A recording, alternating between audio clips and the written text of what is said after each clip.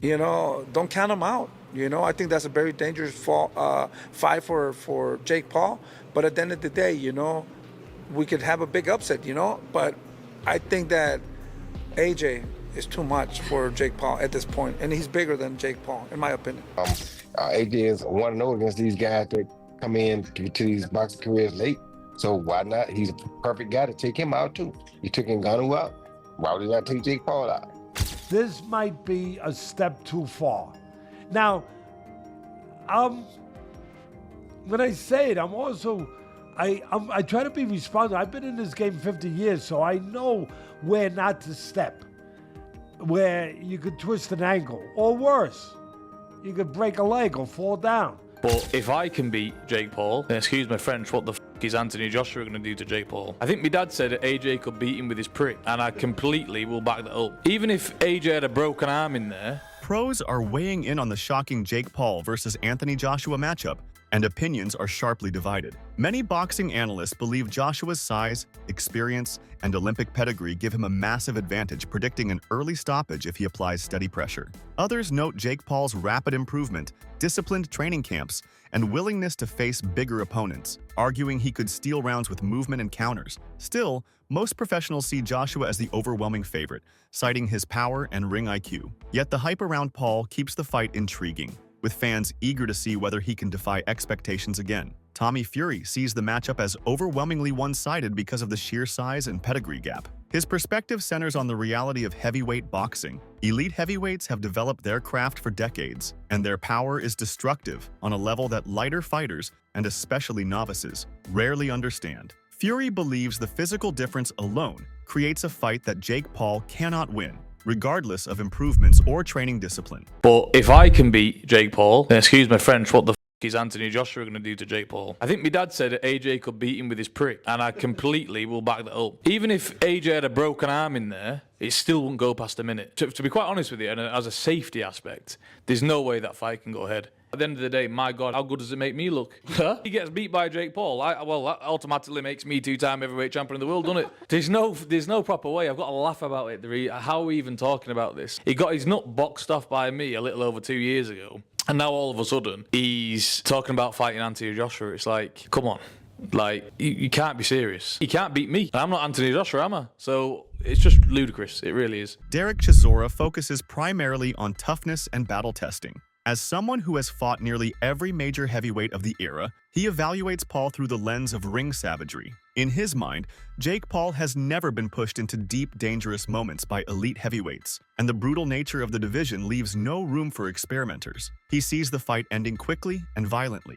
From his perspective, the physical gap between Anthony Joshua and Jake Paul is so vast that he cannot envision the fight extending beyond 5 rounds under any circumstances. Chisora believes Joshua's power, size, and established boxing foundation would overwhelm Paul early, long before the midway point of a scheduled bout. To him, the only real question is how Joshua finishes the fight, not whether Jake can survive deep into the later rounds. In Chisora's estimation, allowing the fight to go past 5 rounds would indicate Joshua severely underperformed or held back, because the disparity in experience and natural heavyweight strength is too significant for the contest to last longer.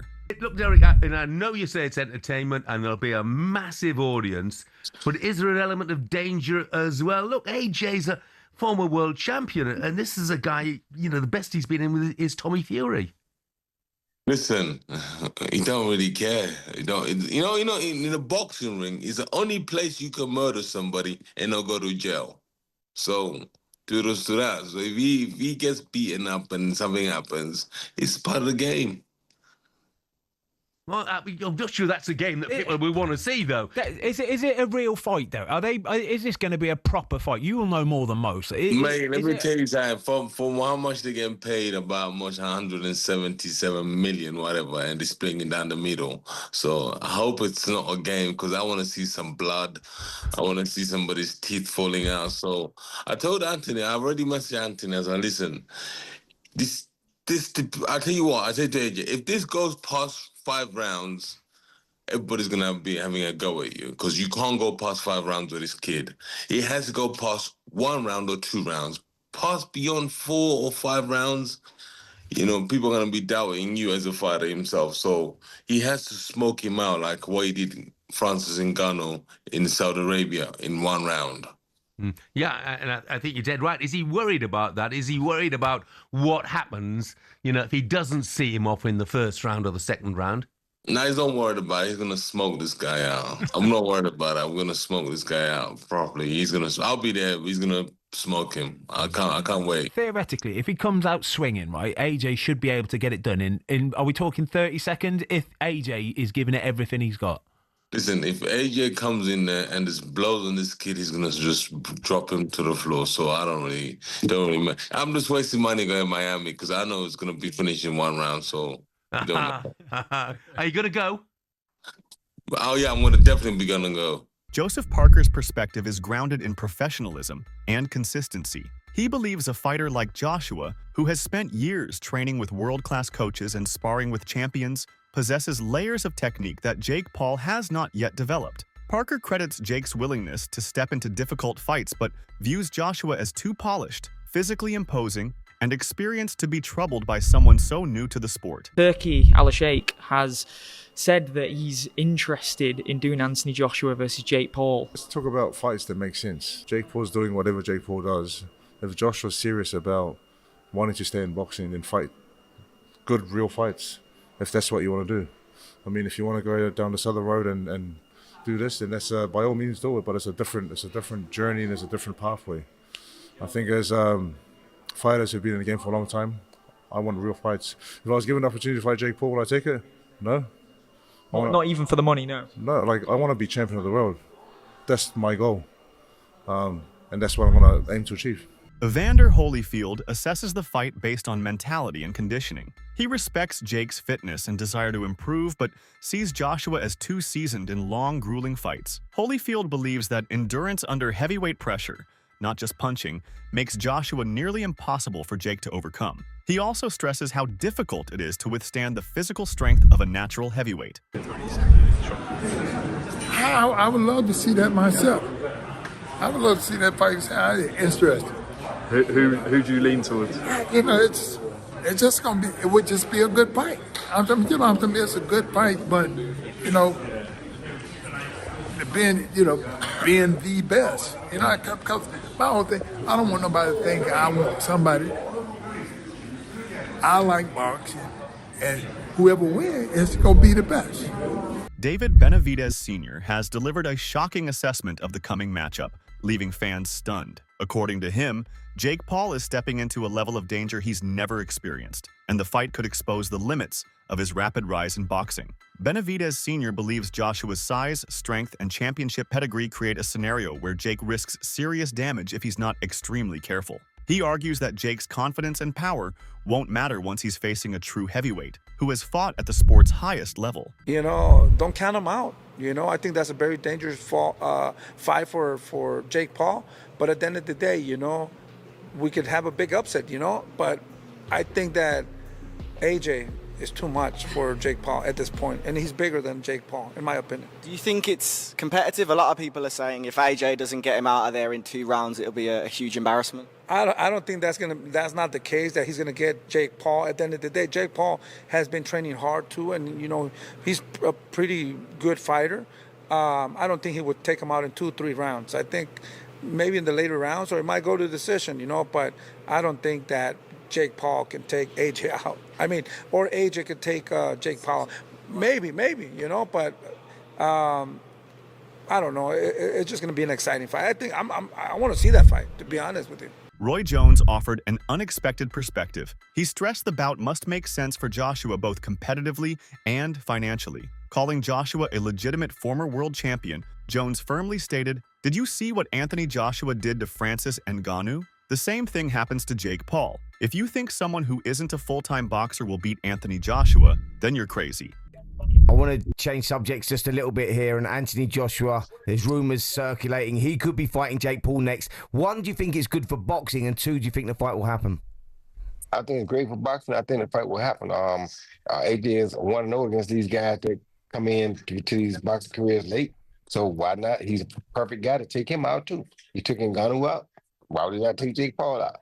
And for him, he probably make more money fighting Jake Paul than he will fighting anybody else that he can fight right now. So why would he not do it? I mean, not that he need the money right now anyway, but if he's going to do something, if you want to get a good win to put him back on the scene, that's a perfect win. You get a lot of money doing it. Lawrence Okolie has voiced serious concern over Jake Paul's showdown with Anthony Joshua, warning that it could pose a grave safety risk. Although Okolie once sparred with Paul and praised his dedication and mindset, he now believes entertaining a clash with AJ, who has elite power and technique, would be dangerously mismatched for Paul. Many boxing pros share this apprehension. Eddie Hearn called it dangerous, very dangerous, while Frank Warren labeled it a big ask given Joshua's physical advantage. Former world champion Amir Khan echoed the warnings, cautioning Paul that he could get killed in the ring with Joshua.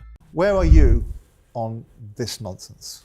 Where am I? I can't see it happening. I can't. Although yes, lots of money, so on and so forth. I can't see it. I just can't. It just obviously as someone who's been a unified heavyweight world champion going in against Jake Paul, it doesn't sit right. Yeah, and it's like I'm also talking from a health and safety factor.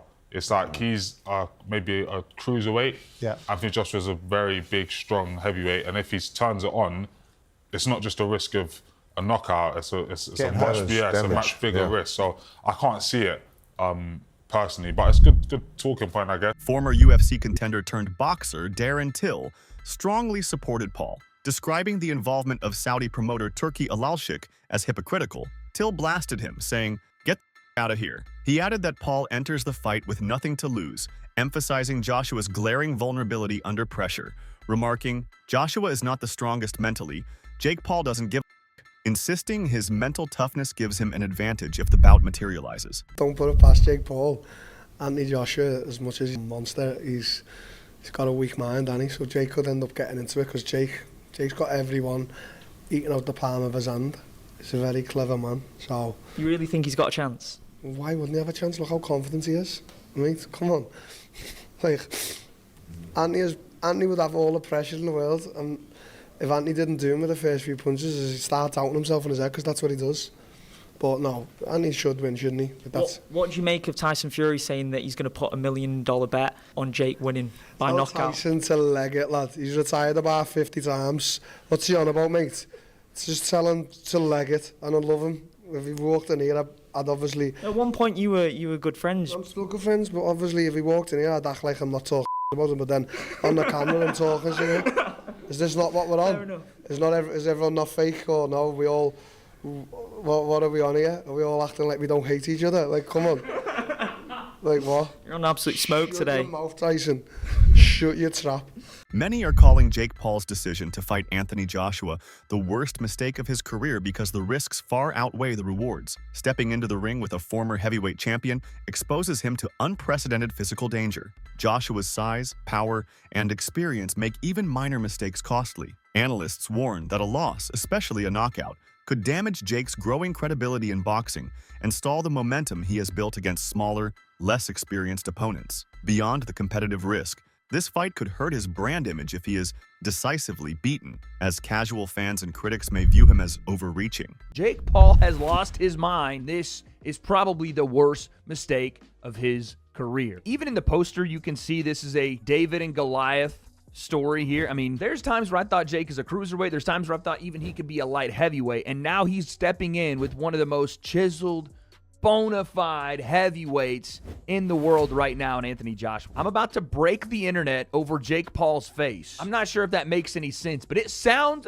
fucking demented, terrifying. And speaking of the insanity of this thing, here is what the first line is. Jake as a plus 800. I have a feeling that's going to shift even more toward AJ. AJ's the 18-wheeler going 90 down the straightaway, and Jake is in a fucking golf cart going 10 miles an hour, headed right back at the 18-wheeler. It's going to be freaking destruction. Look at the reach. He's got a 6-inch reach on Jake, and trust me, the Chloe concept has told me the 6 inches is more than enough. Okay? A former 3-weight world champion and former ITV boxing commentator, Duke McKenzie has voiced strong opinions criticizing the idea of Anthony Joshua fighting Jake Paul, especially in the context of crossover matchups. Mackenzie slammed the rising trend of YouTubers and MMA fighters stepping into boxing, calling it misguided. On Joshua's bout with ex-UFC champion Francis Ngannou, he warned it could have ended in tragedy, arguing the MMA fighter should never have been in there with Joshua.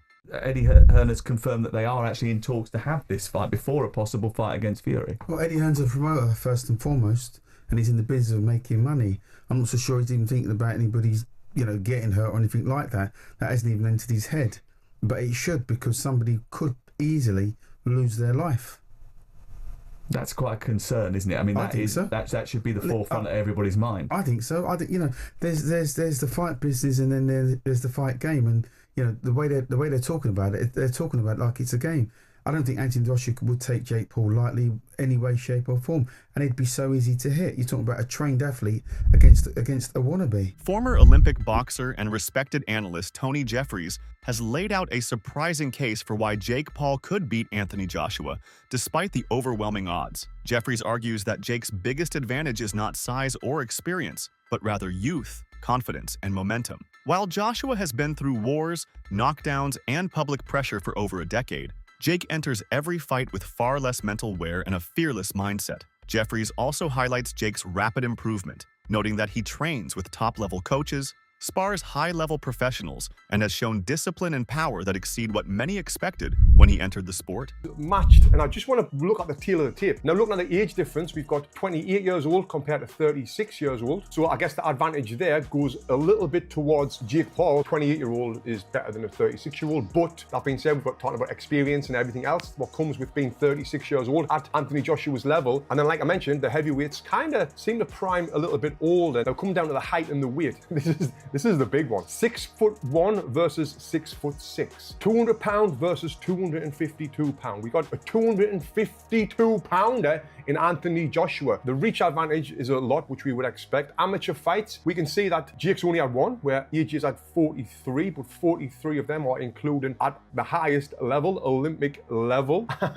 And yes, he won the Olympic bloody gold medal, if I don't need to remind you. Then the pro record, Jake Paul has had 13 fights, lost one. AJ has had 28 fights and he's lost 4 with 25 KOs. And the one person that Jake Paul lost to was Tommy Fury. Now, can we compare Tommy Fury with Anthony Joshua?